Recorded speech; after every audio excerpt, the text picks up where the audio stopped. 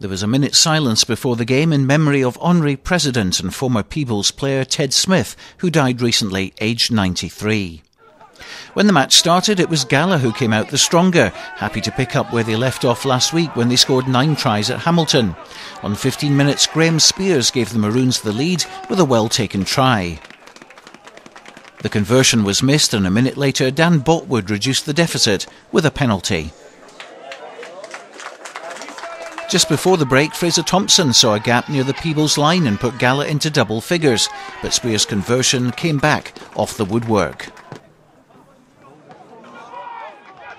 GALA began the second period as they left off the first with some good attacking play, and on 42 minutes Lee Kibble went over for his team's third try, and they were soon eyeing up a bonus point.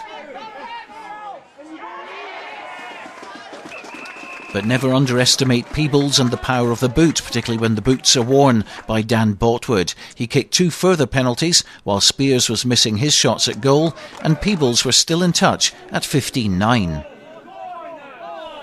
On the hour, GALA went down to 14 men following a yellow card, and Peebles took full advantage. A 5-metre scrum resulted in Peebles' first try. It was a pushover effort from David Payton. We've seen him do it so many times this season, and you can see what it meant to his teammates.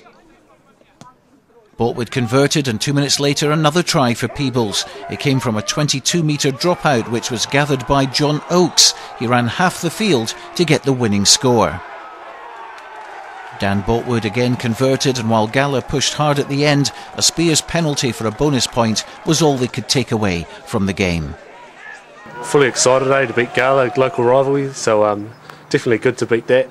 We're down and out at the start, but we came through and we got 4 points, pretty happy with that. Because it was 3 tries to nothing early on, in fact into the second half, and things didn't look that great. Yeah, no, it didn't, but the boys got a lot of character, and it definitely showed out there today.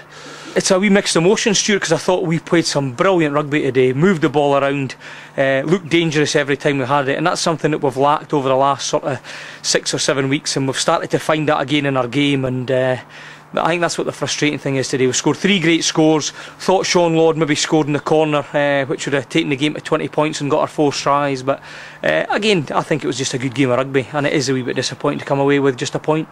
And just a word about the Shield, which you must now fancy your chances to go all the way to Murrayfield. But of course you have Garnock here at the Gates, but they're the holders, they won't give it up easy. Yeah, I think Garnock actually put us out, so I think the last time we were in the Cup. So, as you say, there's a lot of good teams still left in it, so we're not going to count our chickens, So we've got Jed still in it, so you never know, it could be a tough one against them or any other side. When a lower club's playing a top team, they always up their game, and you just have to stick in and again see where it takes you.